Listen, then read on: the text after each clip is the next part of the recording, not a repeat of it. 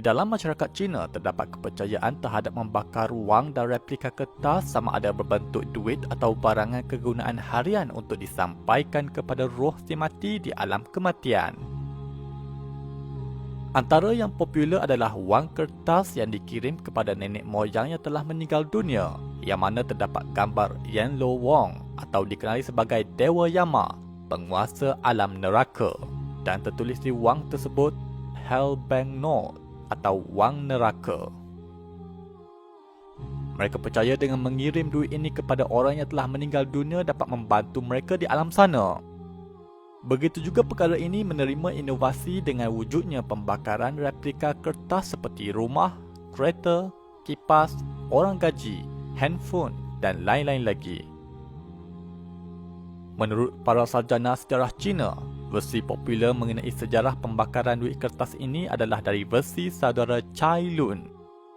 Diceritakan di dalam buku Burning Money, The Material Spirit of the Chinese Life World, di dalam halaman 55 hingga 57, dikatakan ia bermula pada dinasti Han. Terdapat seorang pencipta kertas yang bernama Cai Lun. Dia memiliki kilang kertas dan kertas-kertas yang dijualnya itu mendapat sambutan orang ramai. Cai Lun dikatakan seorang penjual kertas yang berjaya. Pada suatu hari, kakak ipar Cai Lun yang bernama Hui Niang melihat hasil kejayaan Cai Lun ini sangat menguntungkan. Demikian itu, dia menyuruh suaminya, yakni abang kepada Cai Lun yang bernama Cai Mo, agar untuk mengusahakan kilang kertas seperti adiknya. 3 bulan kemudian, dia kembali dan turut membuka sebuah kedai menjual kertas. Oleh kerana kertas yang dibuatnya itu terlalu kasar, maka tidak ada yang membelinya. Akhir sekali, kertas-kertas itu menimbun di sebuah tempat di kawasan kedainya kerana tidak dapat dijual. Lalu isterinya Hui Niang mendapat idea. Dia berbisik di telinga suaminya dan meminta suaminya untuk mengikuti rancangan beliau. Dia ingin berpura-pura mati dan dia menyuruh suaminya membakar kertas itu. Pada malam itu, seperti yang dirancang, Cai Mo meraung dengan kuat. Jiran tidak tahu apa yang berlaku kepada keluarganya. Mereka datang dan mendapati bahawa Hui Niang telah meninggal dunia. Dia telah dimasukkan ke dalam keranda.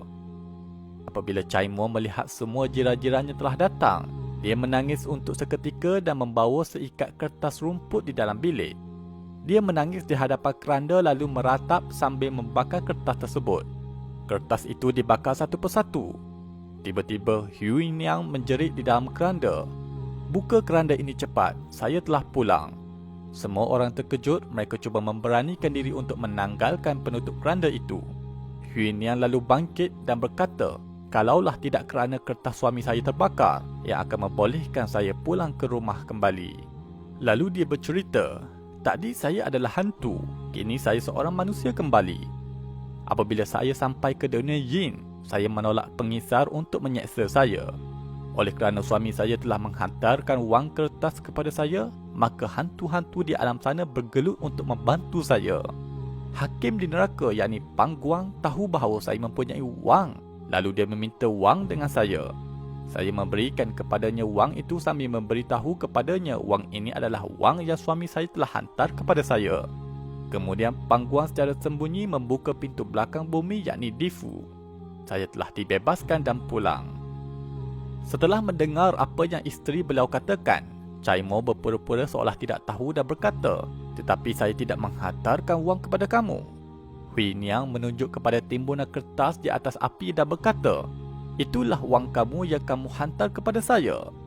Dalam dunia, kita menggunakan tembaga untuk wang, sedangkan alam akhirat, kertas digunakan sebagai wang."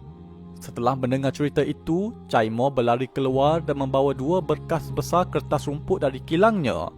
Lalu dia membakarnya dan menangis. Pang Guan, kamu telah membenarkan isteri saya kembali, saya amat bersyukur." Jiran-jiran mereka yang menyaksikan peristiwa itu telah terpengaruh oleh pasangan itu. Lalu mereka berpendapat bahawa dengan membakar kertas itu, agar ia akan benar-benar boleh menyelamatkan nenek moyang mereka. Lalu mereka terus memborong dan menghabiskan wang mereka untuk membeli kertas dari Cai Mo. Kemudian mereka pergi ke kubur nenek moyang mereka untuk membakar kertas. Dalam tidak kurang daripada 2 hari, timbunan kertas di rumah Cai Mo itu telah habis dijual. Sejak daripada itu, adat pergi ke makam untuk membakar kertas terus berjalan. Hal ini direkodkan di dalam buku Burning Money, The Material Spirit of Chinese Life World dan turut diceritakan oleh seorang tokoh agama Buddha, Master Cheng Yen. Perkara penting yang perlu diketahui adalah kepercayaan ini bukanlah berasal dari ajaran Buddha. Ia berasal dari kepercayaan yang berasaskan cerita rakyat dan juga amalan agama pribumi Cina, yakni folklore atau Chinese folk religion. Walaupun ada tokoh-tokoh Cina yang mengulas kisah ini, akan tetapi ramai yang akan mengkritik mereka kembali kerana tidak mempertahankan ajaran nenek moyang mereka. Situasi ini mengingatkan kita sebagai Muslim akan firman Allah di dalam Al-Quran. وَإِذَا قِيلَ لَهُمُ اتَّبِعُوا مَا أَنزَلَ اللَّهُ قَالُوا بَلْ نَتَّبِعُ مَا أَلْفَيْنَا عَلَيْهِ آبَاءَنَا أَوَلَوْ كَانَ آبَاؤُهُمْ لَا يَعْقِلُونَ شَيْئًا وَلَا يَهْتَدُونَ الحليم العظيم الغفور الشكور العليم